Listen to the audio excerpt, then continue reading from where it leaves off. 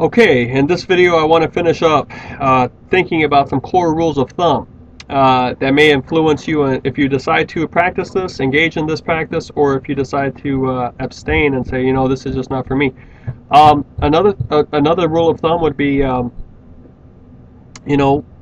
think it's human nature, especially uh, in its natural form. Okay, human nature in its natural form is going to be such that it loves control and power, and by default then it's going to love, so it sort of loves this idea of autonomy, being able to do what it wants to do, how it wants to do it, when it wants to do it.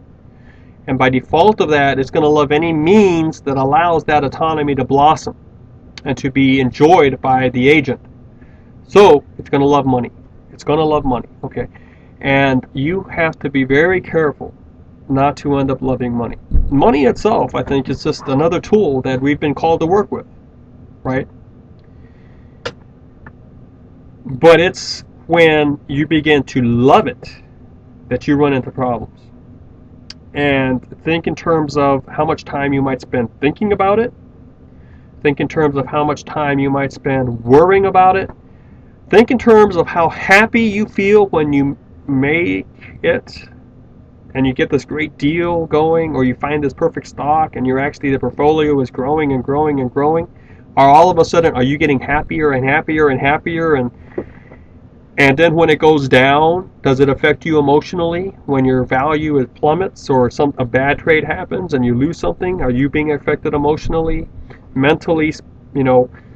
Okay, it's wrapping you up too much, and you have to be able to use this as a tool, as you're in control of this, and when you're done with it, you can put it down, and it's helped you do something else. Okay, but when you start being excited about the growth and the accumulation of this, and you can't let it go, and you can't get away from this, and you can't become emotionally distanced from it, you've got a major problem, and that's a relationship killer. That's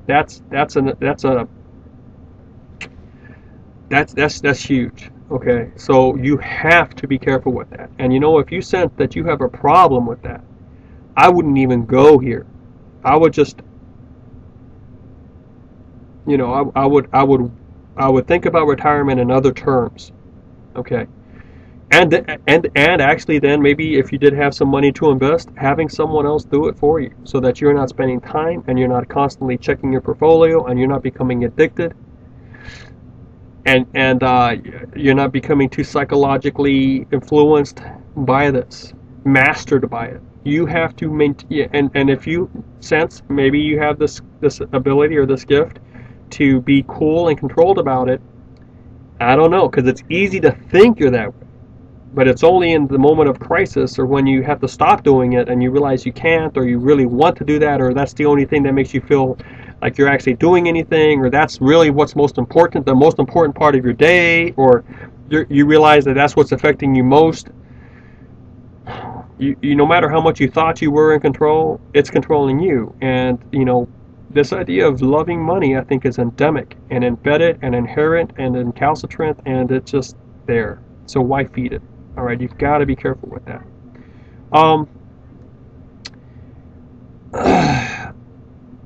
Now, here's another notion that I don't think, you're going to maybe not necessarily experience literally too often, but you certainly can experience it figuratively in the deals, or I should say essentially, in its essence, you'll experience this in the deals someone might offer you, maybe a banker or a friend or somebody. Hey, throwing your money here. Hey, you can't afford not to invest here, and that sort of stuff.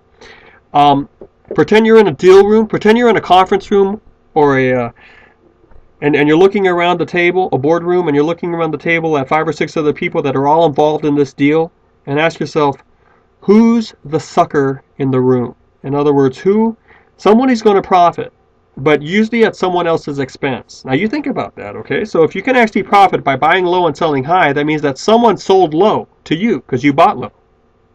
And thus that someone lost out on the profit growth. And it's not always that. Sometimes banks have to sell. Sometimes people, they just have to. So they know they're losing out, right? They know it, but they're just selling because they have to. But many people are like, well, they still can hold on to the stock, but if you convince them to sell so that you can have it, and the stock is going up, they're not profiting, right? So see, very often it's the case that for someone to profit, someone else has to forego profiting. So in other words, someone understands all that and is trying to get someone else to give something up, and that other person, if he's giving it up without knowledge of why he's giving it up, that other person is the sucker. And that giving it up might be selling the stock or giving up the money in order to buy the stock. So, if you got to remember, probably someone, in order to profit, someone has to depend on someone else not profiting. And if you label that other person the sucker, and you're in this room and the deal's happening, and you can't recognize the sucker, it's probably you. Okay, that's just a rule of thumb to run with. So. Now, again, you're not going to be in a boardroom probably, but think of all the offers someone might say. This could be applied to credit card offers. Hey, take out this credit card, do this, do that, do this. Or someone that's really pressuring you to refinance with them, your mortgage or something. Do this, do that. It's only this. And you know what? Do you know exactly what you're doing? Don't trust them, because Wall Street is not altruistic. The bottom line is still the bottom line for every individual in there. And can you see how they are actually going to make money off what you're doing? If you can't, then you better be careful, because they might actually be playing you for a sucker. Now, the last thing I really want you to remember is that all of this is a trade-off. Okay, so in other words, if you are still convinced that what we've done in class, I admit, is a superficial covering of all of this, but you want to investigate it further. You don't necessarily, you still want to keep it on the option for retirement strategies. You are going to have to trade off something for knowledge. So you're going to have to invest time studying this. It's not as simple as it may look, because if it were, remember our other rule of thumb, people could be doing this all the time and making lots of money. Because that's not happening, it's not as simple as it looks. So you've got to be willing to be on your toes, and to be focused, and to be studied and knowledgeable about this. And it's a trade-off, because you have only 24 hours of the day, and you may be involved working a certain number of the days, and sleeping a certain number of that day, and eating a certain number of that day, and commuting a certain number of that day. So with the time you actually have left to be, say, with your family, or to be developing a relationship with the divine, the time you have left, what are you going to do with it? And if you realize, I've got to give all those 2 hours or 3 hours or 4 hours to studying the market, well, okay, but it's a trade-off, because that means that your kids aren't going to get you for those 4 hours. And at the end of the day, was it worth it? Okay, so think in terms of the whole life. At the end of your life, is pursuing this way, with this sort of time that it's going to call for, is it worth it?